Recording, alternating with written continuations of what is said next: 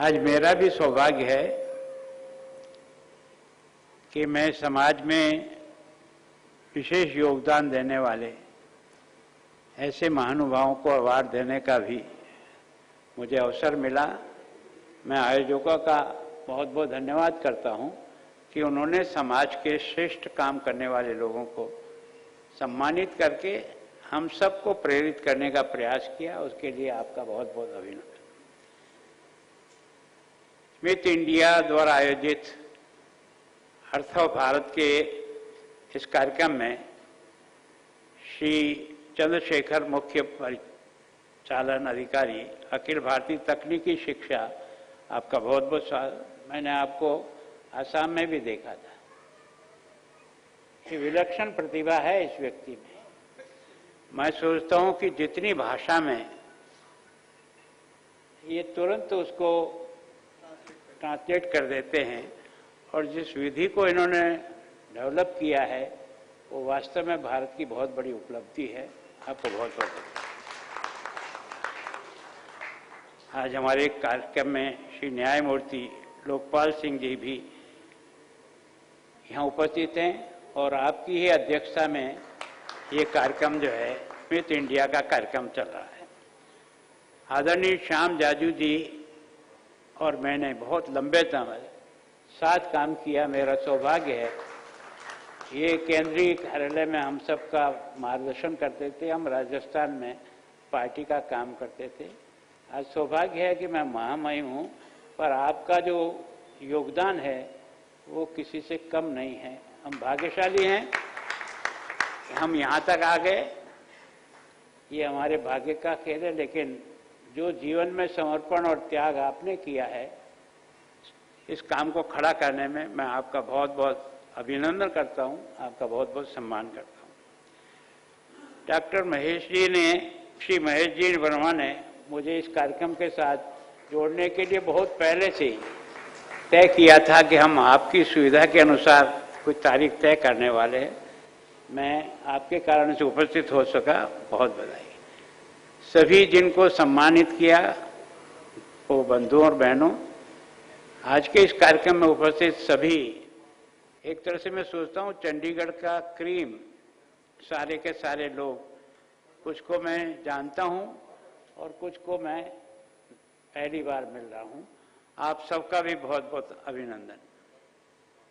मैं सोचता हूँ कि आपने ये 2020 में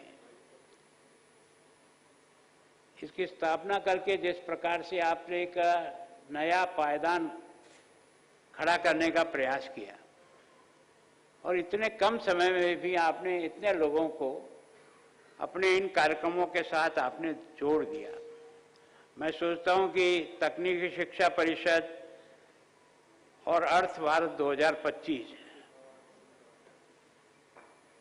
सब सम्मिलित होकर के ये अत्यंत गौरवमय अनुभव करा रहे हैं। मैं ये जानता हूं कि भारत अनादिकाल से अब तक भले ही कितने उतार चढ़ाव देखा हो, लेकिन इस यात्रा को पूरी कर पाया। उसका मेन मकसद वही है जिसको आज आप उठा रहे हैं। मैं सोचता हूँ ये देश आध्यात्मिक दृष्टि से, सांस्कृतिक दृष्टि से, नैतिक दृष्टि से और समर्पण की दृष्टि से इस देश ने हर समय दुनिया को रास्ता दिखाया था और इस कारण से ये दुनिया के लिए एक श्रेष्ठ स्थान माना जाता है। तो धन दौलत के आधार पर नहीं माना जाता है, ये अपने ज्ञान और अपनी समर्पण के आधार पर जाना जाता है। मैं सोचता हूं कि आप सबकी जो मंशा है वो यही है कि हम जो भी विकास करें वो भारत के अतीत से जुड़ कर के करें, तभी हम लोग सफल हो पाएंगे। मैं सोचता हूं जब तक हम अपने अतीत को ध्यान में नहीं रखेंगे तो नए से जुड़ना, कारण क्या है, भारत का अतीत बहुत ही गौरवशाली है। ये जो इतनी लंबी यात्रा भारत ने कर ली इतने कठिन परिस्थिति में, इसका कारण इसकी यही विशेषता थी, जिस विशेषता को नई शिक्षा नीति 2020 में भारत ने फिर से अपने बच्चों को इस ओर प्रेरित करने का प्रयास किया है। वैसे आप और हम सब जो यहाँ तक आए हैं वो उन्हीं गुणों के कारण, उन्हीं प्रेरणा के कारण से आया है। कोई न कोई व्यक्ति ऐसा था जिसको देख करके हम ये सब चीजें सीखते थे। समाज से सीखते थे, विभिन्न कार्यक्रमों से सीखते थे, महापुरुषों के जीवनी पढ़ने से सीखते थे, भारत के अतीत को पढ़ने का मौका, चाहे उपनिवेश के माध्यम से, गीता के माध्यम, ये जो सारा ज्ञान है जो यहाँ तक आया और ये सब परीक्षा में पास होते हुए इतनी लंबी यात्रा की, तो उसका कारण क्या था? उसकी कारण था ये श्रेष्ठता। आपने भी इसी को माध्यम बना करके भारत 2047 में क्या बने, इस यात्रा को एक तरह से समाज को इन सब बातों से जोड़ने के लिए ये निरंतर प्रयास है। मैं सोचता हूं कि पिछले कुछ वर्षों से कारण क्या है कि पहले हमने जो एक सोच बना लिया था कि हम धर्मनिरपेक्ष हैं, इसका मतलब हम किसी के गुणों का अनादर नहीं कर सकते। किसी भी धर्म में जो अच्छी बातें हो उसको लेकर के हमारे बच्चे को उस और आगे बढ़ाना, ये कोई सांप्रदायिक सोच नहीं हो सकती। पर दुर्भाग्य ये था कि हम जब पढ़ते थे तब हमने राजा हरिश्चंद्र की पाठ पढ़ा था, लेकिन जैसे जैसे देश आगे बढ़ा तो ऐसे जिससे कुछ सीखने को मिल सकता है, जिससे कुछ प्रेरणा मिल सकती है, उन सब बातों को हमने धीरे धीरे सिलेबस के साथ निकाल दिया। मैं सोचता हूं कि महाराणा प्रताप ने क्या किया और भामाशाह कैसे तैयार हो गया। ये भामाशाह हर आदमी तैयार नहीं हो सकता है। जब तक राणा प्रताप नहीं हो सकता तब तक भामाशाह तैयार नहीं हो सकता है। राणा प्रताप के जीवन के कारण से भामाशाह तैयार हुआ। तो वास्तव में मैं सोचता हूं कि ये जो चमत्कार है ना, इस चमत्कार को हमने आने वाली पीढ़ी से वंचित कर दिया। हमने वो सिखाया कि तुझे नौकरी किस रास्ते से मिलेगी। हमारी सारी ताकत केवल नौकरी, व्यवसाय, इसी पे जाकर के केंद्रित हो गई। इसके कारण से हमारे पास पढ़े लिखे लोगों का तो अभाव नहीं है, लेकिन देश और समाज के लिए खपने वाले लोगों की कमी होगी। और मैं सोचता हूं कि पहले का जो हमने जो कुछ भी समझा और पढ़ा है, वो देश के लिए खपना इस देश की संस्कृति थी। अगर गुरु गोविंद सिंह ने अपने चारों बच्चों को देश के लिए वार दिया, तो ये संस्कार गुरु गोविंद सिंह में आए कहां से? किसी न किसी संस्कृति के आधार पर, नैतिकता के आधार पर, आध्यात्म के आधार पर आया होगा। और आया भी कितना, वो 9 और 7 साल का बच्चा क्या समझता है, क्या धर्म होता है और क्या धर्म पर अडिग रहना चाहिए। मैं सोचता हूं इसका मतलब संस्कार जो है ना, वो देने की जो प्रक्रिया थी वो बहुत मजबूत थी। उसकी दादी गुजरी ने उन बच्चों को भी इस तरह से तैयार किया कि देश धर्म के लिए ही जीना है, देश धर्म के लिए मरना है। दुर्भाग्य है कि आजकल हमको न तो कहीं ये समझने को आता है कि हमको देश के लिए जीना, हमें तो अपने लिए जीना, अपने परिवार के लिए जीना, यहां तक आकर के हम सीमित हो गए। मैं सोचता हूं कि वास्तव में इन छोटे बच्चों को ईंटों में चुना जाए। ये आज भी जब वहां जाते हैं ना, और वो जो दिखाई देता है ना, तो हमारा रो रो कांप जाता है। आदमी और तरह का बलिदान दे सकता है, एक झटके में उड़ जाएगा, कोई बहुत तकलीफ नहीं होगी, लेकिन एक एक ईंट के साथ अपने मूल्य पर अडिग रहना, ये बहुत कठिन काम है भैया। और एक एक ईंट के साथ पूछते थे, बोलो तैयार हो क्या? ना ना। इसका मतलब कोई तो यार इस देश में चमत्कार था यार, जिसने लोगों को जीना और मरने का अर्थ समझाया था। मनुष्य इस प्रकार से जीने से अमर नहीं होता है, मर करके भी अमर हो जाता है। वो उन दोनों बच्चों का उदाहरण है। और आप देखो, जब ईंटें आते आते छोटे भाई के गले में आ गई, तो बड़े भाई के मन में दुख हुआ और कुछ उसके आंखों में पानी था। छोटे भाई ने ललकार के पूछा, बड़े भैया तेरी आंखों में पानी कैसे? तो बड़े भैया ने कहा, इसलिए नहीं कि मैं जा रहा हूं, मुझे दुख इस बात का है कि तू मुझसे बाद में धरती पर आया और मेरे पहले तुम देश धर्म पर न्योछावर हो रहे हैं। ये संस्कार है। जब तक व्यक्ति को जीवन जीने का अर्थ समझ में नहीं आता है, तब तक कुछ नहीं है। मैं सोचता हूं आपका ये संगठन इन विचारों के आधार पर शिक्षा पद्धति में जिस प्रकार का परिवर्तन हुआ है, बिना नीचे जड़ से जुड़े हुए पेड़ खड़ा नहीं हो सकता है। और अगर पेड़ खड़ा होगा तो वो जड़ कौन सी है? इस भारत का अतीत ये जड़ है, इसमें से प्राप्त करता है आदमी और तब जाकर के वो फलता और फूलता है। मैं सोचता हूं कि ऐसा किसी के बच्चे के मन में मन नहीं होगा कि मैं कोई बेईमानी के रास्ते पर जाऊं, पर चूंकि वातावरण ही ऐसा मिला, उस बच्चे का दोष क्या है? वातावरण व्यक्ति का निर्माण करता है और वातावरण बनाता कौन है? समाज और पूर्वज बनाते हैं, हमारे जो बुजुर्ग लोग हैं वो बनाते हैं। जब वातावरण ही हमारा ऐसा मिल गया कि खाओ पियो मस्त रहो, तो फिर मस्ती रह गए, उसमें उस बच्चे का कोई दोष नहीं है। आज की तारीख में उसका जो सोच गलत दिशा में गया, उसके जिम्मेदार हम हैं, क्योंकि हमने इस बात का ख्याल नहीं रखा कि आने वाली पीढ़ी को कैसे तैयार करेंगे। तो मैं सोचता हूं कि ऐसा नहीं है। डॉक्टर कोठारी कमीशन को भी मैं विद्यार्थी जीवन में पढ़ा था। डॉक्टर कोठारी ने भी जो डॉक्यूमेंट तैयार किया ना, वो परफेक्ट तैयार किया, पर दुर्भाग्य इस देश का यह है कि लागू करने वाले लोगों ने उस तन्मयता के साथ उसको लागू नहीं किया। बनाने वाले का कोई दोष नहीं था। और अभी जो पॉलिसी बनी है 2020 की एजुकेशन की, वो कितने मंथन के बाद बनी है, कितने विचारों के बाद बनी, और आज उसको धरती पे लाने के लिए शिक्षा भी प्रयत्न कर रहा है और आप लोग भी इस प्रकार के संगठन से प्रयत्न कर रहे हैं। मैं सोचता हूं वास्तव में कोई महल बना देना कोई बहादुरी नहीं है, व्यक्ति को बनाना बहादुरी है। क्योंकि व्यक्ति को घड़ने का मतलब उसके लिए जिस प्रकार का एटमॉस्फेयर देना पड़ता है वो उसमें से तैयार होता है। मैं सोचता हूँ पहले दिन भगवान राम थे क्या? नहीं थे। गुरु वशिष्ठ ने कुछ संवारा होगा ना, कुछ सिखाया होगा, तब जाकर के वो राम बना। तो वास्तव में ये जो देश बनाने में पहले माता पिता का योगदान आता है, फिर उसके बाद जिस विद्यालय में जाता है उसका योगदान आता है, फिर आपको जो पढ़ाते हो उसका योगदान आता है। मैं सोचता हूं कि इन सबको मिला करके आपने ये जो अर्थ भारत, मैं सोचता हूं इसका कंटेंट यही है कि हम कैसे भारत को अपने मूल्यों के आधार पर आने वाली पीढ़ी को तैयार करें, ताकि हम भारत को, पहले भी अगर भारत को विश्व गुरु का मिला तो वो किस कारण से मिला कि हमारी शिक्षा इतनी मजबूत थी कि नालंदा और तक्षशिला पढ़ने के लिए दुनिया के लोग लालायित रहते थे। इसका मतलब गुरु का कोई महत्व था, गुरु का कोई समर्पण था, गुरु का कोई आदर्श जीवन था। अब आपको गुरु में अगर आदर्श नहीं हो, और आप कल्पना करो कि बच्चे में भाषण से आदर्श पैदा होगा, भाषण से कभी आदर्श पैदा नहीं होता है। आदर्श तो सामने मॉडल देख करके व्यक्ति सीखता है।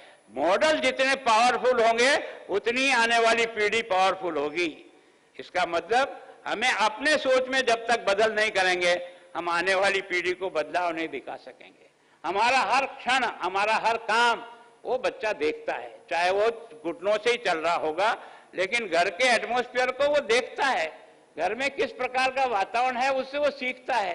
तो मैं सोचता हूँ जिसके लिए आप प्रयास कर रहे हो, ये जो आपका जो है ना मिट इंडिया जो है, और ये जो आपका अर्थ भारत के बारे में है, उसका मैं जहां तक समझ पाया हूं, आपके इस समर्पण को और आगे बढ़ाइए, आपके साथ और टीम को बढ़ाइए, ज्यादा से ज्यादा लोगों को कैसे हम इस बारे में ले सकें। कारण क्या है कि ऐसे कुछ कार्यक्रम होते हैं ना, उसमें से भी व्यक्ति को कुछ सोचने की दिशा मिलती है। हम अब तक जिंदे रहे ना, तो हमारी ये जो गांवों के अंदर है ना, एक तरह से जो पाठ होते थे गीता के, कथाएं होती थी, छोटे बचपन में भी कथाएं सुनने जब जाया करते थे गांव में, और कोई साधन तो था नहीं। अगर कोई 15-20 दिन की कथा होती थी तो उस कथा में जाकर के घंटे 2 घंटे सुनते थे। जो प्रवचन देने वाला जो बातें और जो उदाहरण देता था, उसके कारण से सोचने का मन बनता था कि यार इस दिशा में सोचना चाहिए, इस दिशा में करना चाहिए। जब आपने बच्चों को कुछ दिखाया ही नहीं तो उसका दोष क्या हो सकता है। मैं सोचता हूँ इसलिए हम सब लोगों का दायित्व बनता है कि जब हम कह रहे हैं कि हम दुनिया में नंबर 1 शक्ति बनेंगे, अभी 4 दिन पहले की घटना ने आपको और हमको झकझोर के खड़ा कर दिया ना, सोचने के लिए मजबूर कर दिया।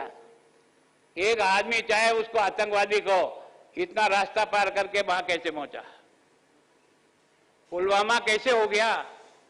किसी पास के घर में ही था।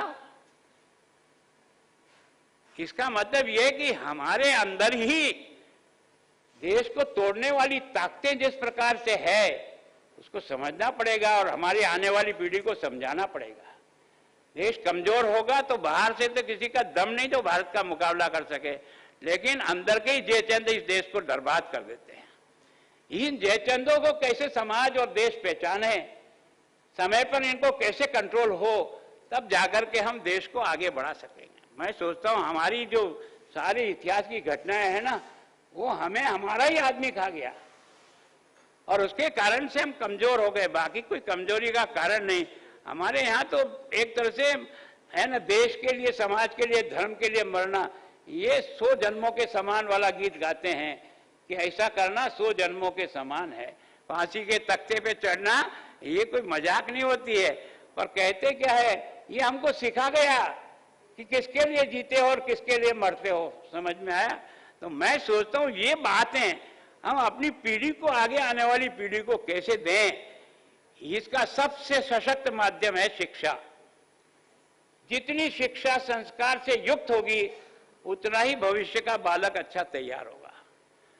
बाकी आप उससे उम्मीद करते हो तो उसमें उसका कोई दोष नहीं है। मैं सोचता हूं आज जो बेरोजगारी की समस्या है, मेरे बचपन में मैं जानता हूं गांव में सबसे बड़ा पटेल जो माना जाता था ना, वो किसी और कारण से नहीं माना जाता था, चाहे वो किसी भी जाति का हो, जिसके पास सबसे ज्यादा जमीन, जिसके पास सबसे ज्यादा पशु बल होता था, वही गांव का मुखिया और पटेल कहलाता था। इसका मतलब श्रम के प्रति इतना आदर था। आज श्रम के प्रति अनादर हो गया। छोटा काम करता है उसको देखने का नजरिया बदल गया और इसके कारण से श्रम से भाग रहे हैं। बाकी आज भी कोई बेकारी नहीं हो सकती है, पर कोई श्रम करना नहीं चाहता है। सब इस कुर्सी पर बैठना चाहता है और इस पर बैठ करके कपड़े साफ रहे, मैं साफ रहूं, तो क्या देश बनेगा यार? जो मिट्टी में अपना फावड़ा चला रहा है वो भी तुमको जिंदा रखा हुआ है यार। उसके प्रति भी सम्मान का भाव रखो कि वो तुम्हारे लिए मेहनत और पसीना बहा रहा है। जब समाज में ऐसे लोगों का सम्मान नहीं होता है ना, तो समाज टिक नहीं पाता है। समाज ऐसे, क्योंकि समाज का निर्माण कुछ लोग मिलकर नहीं करते हैं, सब मिलकर करते हैं, तब जाकर के समाज और देश बनता है। तो मैं सोचता हूँ ये आएगा कहाँ से, ये संस्कार कहाँ से पैदा होंगे? ये वातावरण बनाने का काम हम सब लोगों की जिम्मेदारी है। और आपने इस संगठन के माध्यम से इस चीज को जो आगे बढ़ाने का प्रयास किया है, उसके लिए आपको बहुत बधाई देता हूं। और आप जो विराजे उन सबसे मैं अपील करता हूं, दोबारा मनुष्य न आप बनोगे न मैं बनूंगा। कोई गारंटी है? ऐसी बड़ी आकृति भगवान देगा कभी? कभी नहीं दे सकता। अगर ये आए और ऐसे ही व्यर्थ में चले गए तो हम कुछ नहीं कर पाए। यह सोच हर व्यक्ति के मन में कैसे आए, ये बड़ी मुश्किल से मिलने वाला मनुष्य जीवन है। इसका उपयोग अगर अपने लिए करो तो वो जीना नहीं कहलाता है। स्वामी विवेकानंद कहता था, जो दूसरों के लिए जिए वो जिंदा है और जो अपने लिए जिया वो मरे हुए के समान है। यह जो वाक्य है, ये वाक्य कहाँ ओझल हो गया, कहाँ छुप गया? किसने इसको आगे बढ़ाया? किसने बच्चे को बताया इसका अर्थ ये होता है? तो बच्चे का क्या दोष है?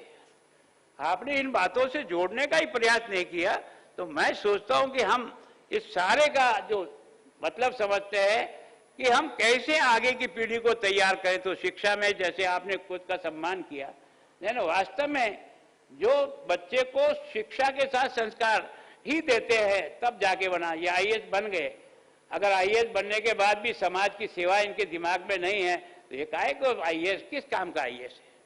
अगर ये समाज के लिए, जिस समाज ने तुझे इतना ऊंचा उठा करके बनाया, तुझे इतने कॉलेज में पढ़ा करके, गरीब आदमी ने पसीने के पैसे से कॉलेज और विश्वविद्यालय बनाए, तो इस पद पर बैठने के बाद में उस गरीब का ख्याल नहीं है, उसका सम्मान नहीं है, उसका आदर भाव नहीं है, तो फिर तो क्या सीखा तेने? मैं सोचता हूं जो दुखी व्यक्ति आता है ना, उसको प्यार से उसकी जो वाजिब मदद हो वो ज्यादा से ज्यादा क्या होगा, एक जगह नहीं 10 जगह ट्रांसफर हो जाएंगे, कोई फर्क नहीं पड़ता है। जिंदगी ऐसे ही चलेगी, लेकिन इस चुनौती को स्वीकार करना पड़ेगा हमको, इससे भागना नहीं पड़ेगा, तब जाकर के हम इसमें परिवर्तन ला सकते हैं। इसलिए मेरी आपसे प्रार्थना है, आपने जिस प्रकार का जिनको सम्मानित किया उसके लिए बधाई। ये ढूंढना और सम्मानित करना ये भी एक कठिन काम है, लेकिन मैं सोचता हूं कि एक सीमा है, इसलिए आपने किया, उसके लिए आपको बधाई। और आप सबने उपस्थित होकर के सम्मानित लोगों का सम्मान नहीं बढ़ाया, उनसे कुछ आपने सीखने का प्रयास किया कि हमें भी कुछ करना चाहिए जिससे हम भी इस लायक बन सके, तो ये प्रेरणा का रास्ता बनता है। तो मैं सोचता हूं आप सबको भी मेरी ओर से बहुत बहुत धन्यवाद। और विशेष करके श्याम जी जाजू साहब, मैं भाग्यशाली हूं कि यहाँ आके बैठ गया हूं। बाकी आपका जीवन भी मैंने वो तपस्वी जीवन देखा है जो हमारे लिए बहुत प्रेरणा देता था। हम वहाँ राजस्थान में काम करते थे, आप दिल्ली में काम करते थे, लेकिन यही जिंदगी की सबसे बड़ी कमाई है। कौन हमें जानेगा, कौन हमें नहीं जानेगा, जाने दीजिए। हम अपने आप को जान करके जो संतुष्टि मिलती है ना, वो सबसे बड़ी दौलत होती है अपने पास में। मैं सोचता हूँ इस रास्ते को और तेजी से आगे बढ़ाए। जिन लोगों ने भी प्रयत्न किया उनका बहुत बहुत अभिनंदन। आगे प्रयत्न करें, उनका एडवांस में एक तरह से उनका सम्मान, उनको मेरी तरफ से बधाई। धन्यवाद। जय भारत। भगवान का नाम और ध्यान घर में रहेगा हर वक्त। सकारात्मक प्रभाव वेदाक्ष धूप बत्ती से। वेदाक्ष ज्योतिष सेवा संस्थान द्वारा अभिमंत्रित धूप बत्ती रोज, मोगरा और बेलपत्र की महक से लक्ष्मी का होगा वास। वेदाक्ष धूप बत्ती।